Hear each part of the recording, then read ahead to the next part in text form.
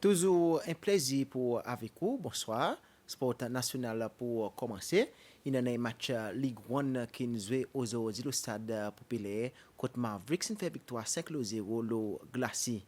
Et l'équipe Nord-Maï Beauvalon consolide son deuxième position au classement Championship après goutte autres 8e victoire. Hier, Beauvalon fait victoire 3-0 le PLMS United, match qui est joué au stade populaire. Bon point fort, ça match avec Jefferson Kiledo. Beauvalon emblée descend pour consolider son deuxième position au classement Championship. Les autres qui commencent match 9 points par derrière leader Belair. Ça, l'équipe Normae qui bien commencé, 3 minutes après souffler de refroidi. Les autres tiré ici ouvert score. Le faute défensive par goalkeeper PLMS Anel Léon. Là, attaquant malgache Fabrice Tigre récompensé pour son pression.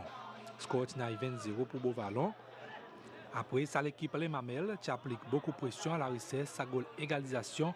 Ici, de 26e minute, laissé la tête capitaine Kieran Giffen qui déflectait le poteau et Bonjour Beauvalon qui défend. L'autre corner qui te suivent, les autres continuent à mettre pression mais sans concrétiser les autres bons sens. Réponse Beauvalon qui dans 30e minute, le centre joueur malgache Carlos rendu à Nantenaille, Fabrice qui aide direct le goalkeeper Léon. Après ça, le bolé Kenneth Missa laissé Shaquille Paul qui t'y paraît facile, qui force goalkeeper Felino Razalo mettre un beau parade. Mais après, toute sa pression côté PLMS United, patine capable score, Beauvalon qui tape les autres fait mal. De 38e minute, le passe ancien attaquant la passe Florent qui centré, vétéran Roy Gilly qui double score. Ça jouait qui salonné pour 50 ans et encore peut montrer qui est capable de faire. Score à la fin, première 45 minutes jouées, qui 2-0 de faveur Beauvalon. Le deuxième moitié, c'est PLMS United qui a bien commencé. Les capitaines Giffen et force goalkeeper Razalo sauf son essai. Après ça, de 65e minute, le free kick joué remplaçant Jarrell Cizette, le rebound, joué PLMS tiré 6 scores à travers Bercho avec la tête qui lit des positions offside. Alors ça a une partie comptée et là, de l'état additionnel vers la fin de sa match, Malgas Florent qui score un goal free kick pour compléter victoire 3-0 pour Beauvalon, le PLMS. Ça a été la 8e victoire de Championship. Un résultat qui permet de Beauvalon consolider son deuxième position au classement, les autres 26 points, et aussi les autres ferment l'écart avec le leader Belair par 6 points. Tandis que PLMS, les autres restent toujours avant-dernier parmi 10 l'équipe, de 11 points après jouer 15 matchs aussi. Pareil, mon Dieu, dans mon dernier commentaire, je dis que je prends game un par un. Je la prends, mon Dieu, je dis que je bonne jouer. Ça soleil, nous ne pouvons pas venir avec jouer, il y a quelque chose de difficile. Nous, l'air qui nous tue, nous ne pouvons pas gagner la bonne game comme ça. On apprend pas même game qui tombe ensemble, nous ne pouvons pas gagner pour nous jouer là-dedans. C'est un moment game performance, mais bonne l'équipe jouer, par mon Dieu, nous mettons ensemble aujourd'hui, on peut bouger dans nos 26 points. Et il n'est pas mauvais. Okay, pour un team sorti en bas de 3e division, donc on peut la guerre, d'amener du temps l'air, nous pas mis 5. Par mon Dieu, c'est là qui vient, par mon Dieu, on est un vétéran. OK, il y a encore pesé, il y a encore battre la balle mon quoi, ça battre les que mon quoi, on est un peu plus fort qu'à bonne zénement mal. Mon quoi, il y a encore plus score, mon félicite lui et par mon Dieu, le game qui nous descend, nous pas rien pas rien encore, nous quoi, nous pour battre. Demain, il y a un match Ligue 1 le programme pour commencer 6h30 ça match et pour entre West Boys et Ocap sa rencontre pour dérouler le stade populaire. Rugby et sport qui peut encore faire grand impact parmi ces Siciliens. Un programme il a fait hier au matin stade populaire avec Banzen, avec Bipouati, bonnes enfants entre 6 à 12 ans, avec l'espoir qui doucement y a trouve son place parmi la jeunesse Sicilien. Rugby et sport qui peut encore vraiment entrer dans le culture Sicilien, mais doucement, il y en a qui peut essayer pour guider et montrer Banzen quoi ça sport et qui peut-être demain nous peut y avoir dans l'équipe ou même une ligue pour Banzen développer à cause Simon, tout il commence avec Zenis. Basically, the most important thing is to start introducing the sport into schools, talking to guys, showing them, because rugby is a very disciplined game. If you're in discipline, you won't be able to play this game because it's also a risky game in terms of the things we do on field. So you have to have discipline.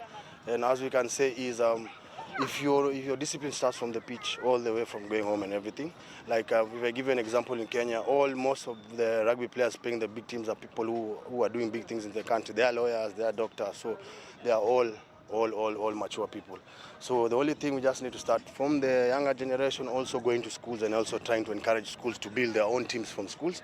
Then we can be able to create our own small leagues and also now make it more popular.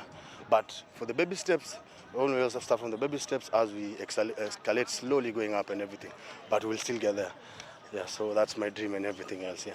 Il est tout le temps facile pour venir avec un nouveau esprit, mais vraie difficulté, c'est pour appliquer, pour mettre en pratique et pour essayer si monter un obstacle qui beaucoup y rencontrer.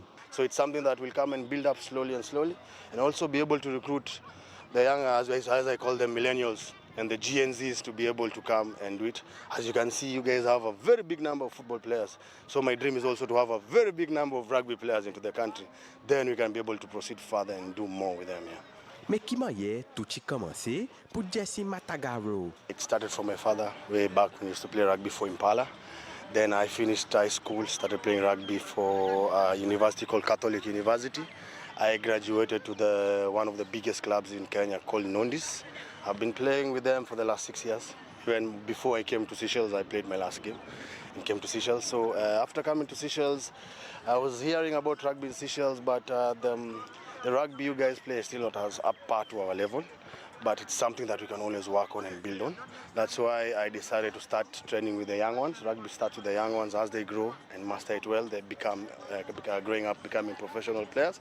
Il amène beaucoup la joie et motivation pour les enfants.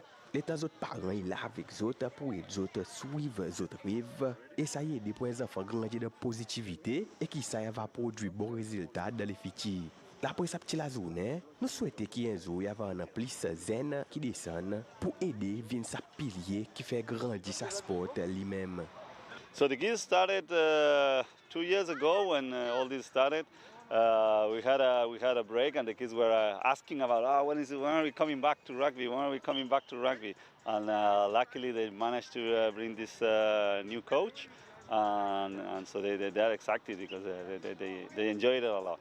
The good thing is that it's a great mix of all kind of kids here, no? From local kids, expats, people.